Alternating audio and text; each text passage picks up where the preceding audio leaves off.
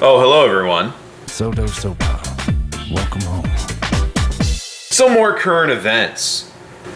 So first, to everyone in the comments who are usually skeptical of the FPC or don't know much about them, thank you FPC for the win against the California assault weapons ban. I mean, it pretty much covers itself, but it's kind of a big deal. You have to ask, where was the NRA and GOA on this? Probably telling you that it couldn't be done, is what I'm guessing. And what has the NRA and GOA done for me lately? That's a question that I feel everybody should be asking. And the GOA is much more engaged than the NRA. The NRA is pretty much dead to me at this point, which is a shame because they do stuff like Get Out the Vote and the Eddie Eagle program and all this other important stuff. And a lot of the certifications for instructors come from the NRA. So it's a very painful thing for me to say, but they're not doing shit. They're not getting anything done. And what's the GOA doing? Worrying about bump stocks. Cool. So meanwhile, FPC is fighting an assault weapons ban, and it's probably going to go to the Supreme Court. So I don't know how much more Front Street you need, but there we go. So thank you once again to the FPC for going for broke, putting in work, and it would make me very happy that if you're someone who would support my channel, if you would just donate to the FPC, that would make me a very happy person. I gotta ask where these gun channels are at too. This Mac is a huge Second Amendment supporter. Where's he at? Where are all these guys at? There's like 3 channels bringing you this stuff: Langley Outdoors Academy, Reno May, and Guns and Gadgets. I know there's some controversy about Guns and Gadgets, which we may or may not get into. That guy threw me in on that letter that he sent Coke Man, so maybe we'll get into that at some point. I don't know, but he does bring that stuff up, so I don't want to hate on him too hard. And I don't know too much about that stuff that that guy brought up. But anyways, you got to ask where these other channels at. I mean, Mr. Guns and Gear's probably the only guy bringing this stuff up and doing videos about it. Everybody else is like, I'm just worried about my sponsors and all this other stuff. So who's on your side?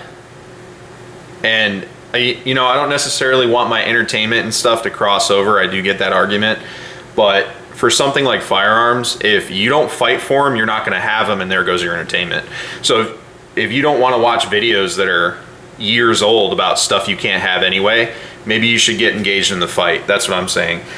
Speaking about getting engaged, the ATF comments for the receiver rule change is at 43,179 at 12:14 Eastern Standard Time on Saturday, June 5th. That's weak sauce. Absolute weak sauce. We were trending about 4,000 to 4,500 comments a day, and now it's petered down to 1,000 to 1,500 comments per day. Absolute crap. Lazy weak sauce. My comment went in about 10,000 comments ago, and I didn't copy and paste it because I'm stupid and I submitted it, but I have heard that if they see a lot of copy and paste comments, then they can just group it together and respond to the group and quickly like get that stuff out of there. If it's a personalized message, then they have to review it individually. So it's important to be creative and get your ideas out there in a unique fashion versus putting, a cut and paste copy job in there. However, if you do a cut and paste copy job to your representatives, that should be easy. This weekend, I'm going to take time and write my representatives, and I will probably make a follow-up video to that as well. There's a few points I hit in my letter. One was the image of the Department of the ATF, the BATFE. I also hit, there's very little credit that agency has with the civilian population as a whole already, and this will be the final nail in the coffin between their civilian relations, and they can't afford to take that L. My strongest point I hit was retroactive laws. Ex post facto is illegal in the United States, and this would have retroactive application to the firearms that are currently in existence. and place unnecessary financial burden on civilians. Where an executive agency, it is not their place to do that. It's actually a violation of the Constitution that the executive agency creates a law that also has a financial and enforcement sort of aspect. It's very nuanced and complicated, but I kind of rang that point home. Additionally, so it's really not the ATF's position to be doing shit like this, is what I was saying.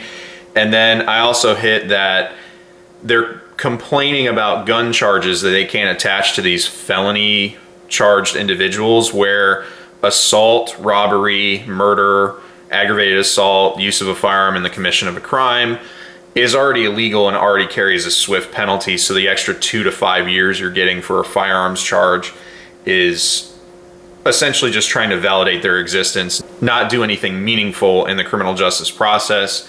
It does nothing to help anybody on the streets, and essentially they're trying to be a technical expert and get charges based on being a technical expert versus actually doing something meaningful and putting these criminals behind bars.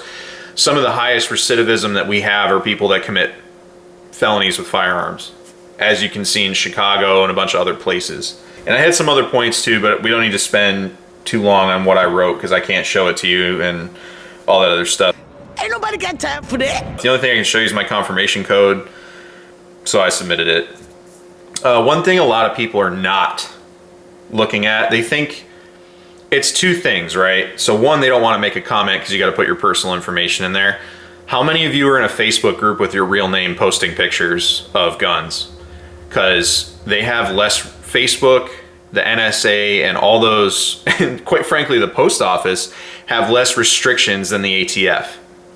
So you're worried about sending a comment to the ATF with your name on it, but you're on Facebook or on gun forums or anything that has an IP address to your house posting all this stuff. But you're worried about putting your name on something. That's really stupid. And it's really, I don't really have a lot of patience or tolerance for that, because you're putting yourself out there on social media with serial numbers and all this other stuff, and you can think like, oh, I just won't show my serial number. They know you're a gun owner that way. So are you gonna fight them now that they already know? Let me pull that little curtain back for you. Are you gonna fight now, or are you just gonna keep sitting on the bench? That's my question. And then the other thing that people aren't looking at is they think it's only for polymer 80 lowers and 80% lowers, personally manufactured firearms, 3D printed weapons, and not for receivers as a whole. They keep glossing over the part, one, about suppressors, and two, about the receiver not having all of the fire control components. They're talking about the hammer, the firing pin, the sear, and all those important mechanisms being a receiver. So they're not doing the math on, oh, if this passes, all of the firearms I have that aren't already serialized are gonna have to get serialized now. And let me tell you about the bitching I had to endure about just getting HK Pro on a slide, all right? So imagine now that you have a Beretta LTT and you're super excited about it. It has a serial number in one location, right there. Where are you gonna put it on your slide, bud? Where are you gonna put it on your slide? You're gonna put it up there? You're gonna put it right here? What are the regulations for the location? What if they mandate you put it right here? All this beautiful laser engraving's gone. So luckily HK and Glock come from countries where they mandate this shit already. So you already have the serial number on the barrel, on the slide, and on the frame. So it's not going to be a big deal for Glock and HK guys, but all these other guns don't have this stuff. So who are you going to send it to? Who are you going to lose your gun for? Are you going to send it to a really nice engraver that does a good job and that'll refinish your slide for you? Or are you realistically going to go down the street to some cheap ass guy who's going to use a Dremel and just destroy your gun and it'll look like a 3-year-old did it? What do you want? Do you want to fight? What would make you do that? With a very simple comment and letters to your representatives? Or do you want to sit there and say, I'm not doing it, I'm not going to comply? They put you in jail. Well, jail time, fines, all sorts of stuff. Because you're not gonna, this non-compliance thing isn't real. Like a lot of these guys post comments and stuff, it's not real. Right to jail. Like the amount of people that actually fail to comply with something or do civil disobedience, and props to upstate New York, but there's very, very few people that just say, nah, we're not doing that. No trial, no nothing. Journalists, we have a special jail for journalists. And when it comes down to something like a serial number, I fight that. So, because it's such a small thing, like, oh, it's not that big a deal, you know, polymer 80s and stuff. It's going to be a big deal. This LMT that's like temporarily on this Liberty aero lower, is this going to have to get serialized to this? What if I have an SBR lower that I rotate a bunch of uppers between? Am I going to have to serialize that upper to the SBR lower? Or can it be serialized to something else? Can my LMT be matched to an LMT Mars lower I plan to get later? Or am I going to have to serialize it if this passes? Who knows? Because they're not clear about it. That's the other thing I hit in that letter, is the ambiguity of these rule changes. This is outrageous. And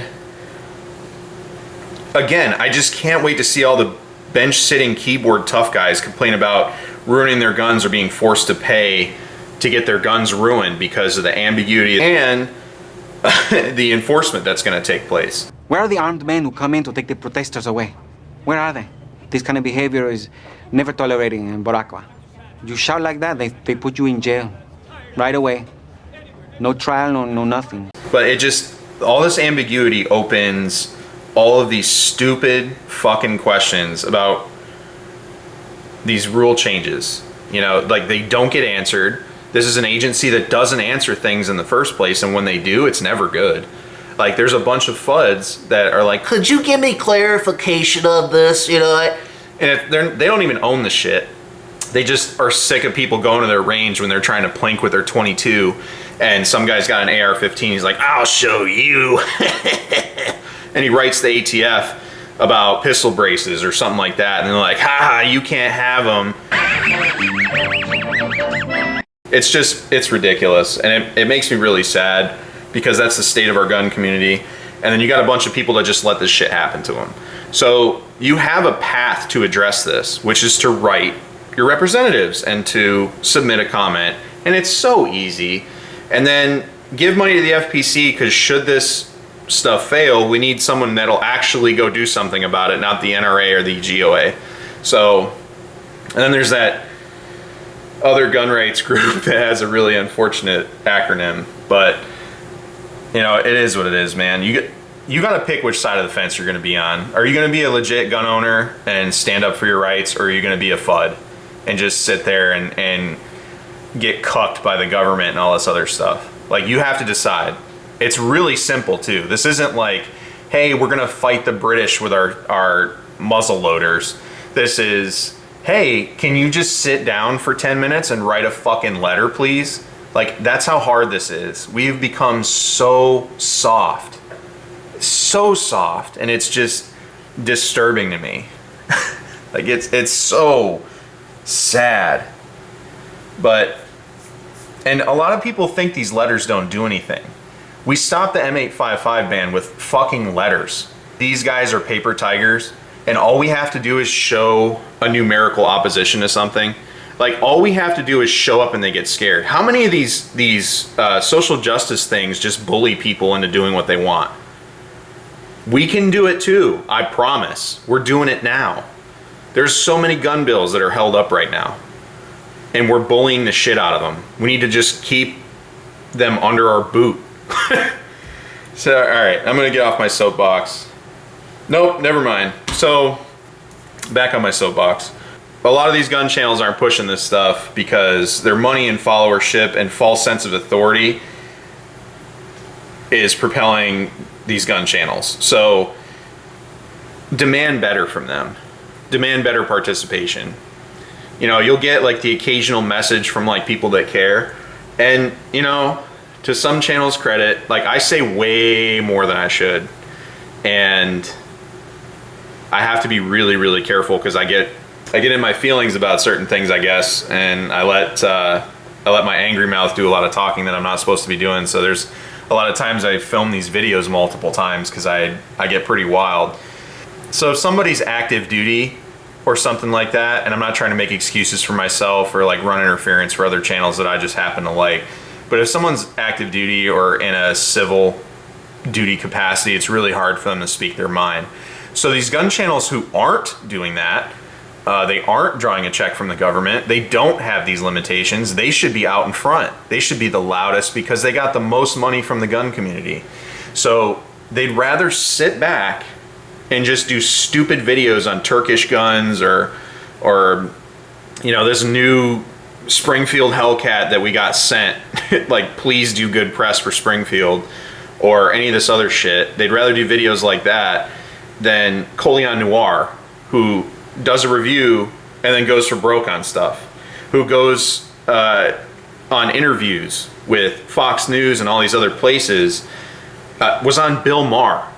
This dude took a single person position on a liberal thing with Bill Maher, and people still talk shit about Colion Noir. Like, yeah, he does some shilly things, but he's also out there going for broke.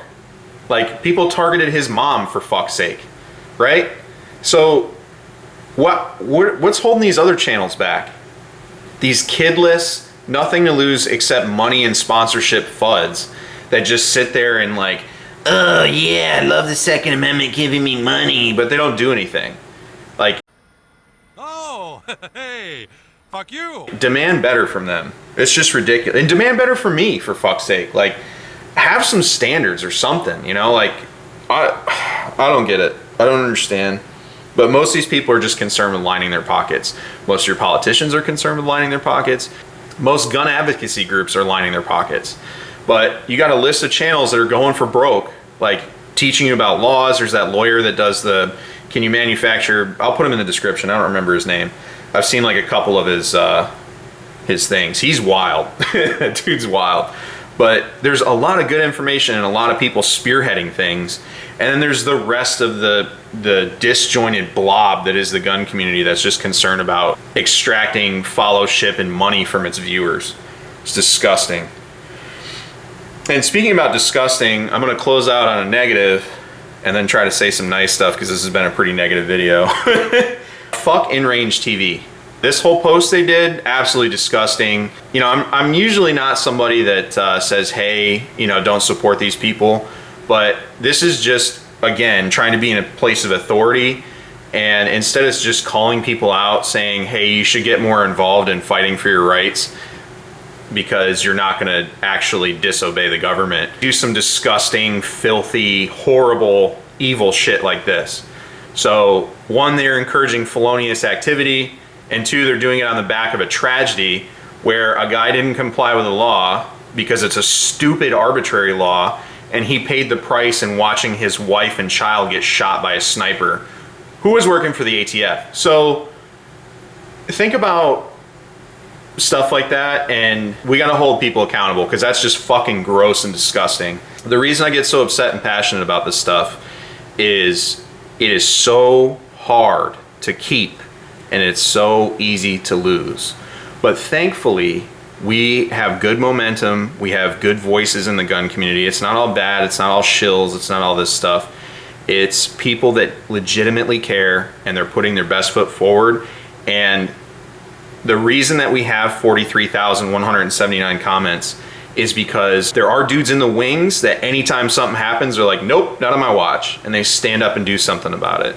There's local gun shops that are like talking to people and engaging with them, their regular customers, like, hey, did you see this was happening? And I hear those conversations happening. And hey, this is how you fight this. Hey, give money to the FPC. Hey, do this, this, and this. Hey, did you see what the FPC just did with the California assault weapons ban? Like, they're getting the word out, and that's what we need to do. We need to get the word out to like-minded people, bring people into the fold, and continue to push forward and get these victories. For some reason, 2020 and 2021, we've been getting a lot of wins, and it's putting all these gun grabbers and all these terrible people on their back foot. And we can drive them all the way back and push them into the ocean if we keep doing what we're supposed to do and keep fighting for our rights. And it makes me so happy to see these people take L's, because it's not what they're saying it is. And if you break down their arguments like in front of people, it makes them sound so bad. You know, like it's just, you can drive back on this, and we have never had so much support for this stuff. We just have to get that support focused and get them writing their representatives and doing all this stuff so we can change the culture the way we want to change it. And it's possible, and we're doing it. So let's keep pushing forward and let's get this stuff done. So I know this has been a long, ranty video. If you've made it this far, I really appreciate you. I got a lot of stuff coming up, and luckily I've got some shooting dates with my boys, so that's pretty good. And I want to get some footage together to do a tribute to the boys. But I'm working on all that stuff. Take care out there, and don't give up. Just don't give up. Don't give up on the boys. Don't give up on holding fast for your rights, and keep pushing forward. It's an uphill battle, and they've made it this way because generations before us have failed us, but we're gonna turn this shit around, and we're starting to already. And constitutional carry's catching on, all sorts of gun rights are catching on, sanctuary states for gun rights are catching on, so we can push back on them. If they can do it with weed, we can do it with our God-given constitutional rights. So take that energy, take that momentum, and let's do something with it. Thanks for watching. Take care out there.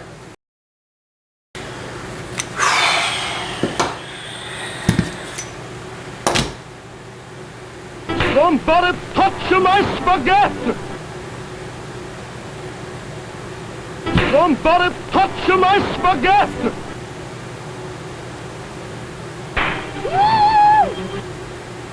You eat the spaghetti! You're gonna make this review really hard on me, aren't you? Go home to your house!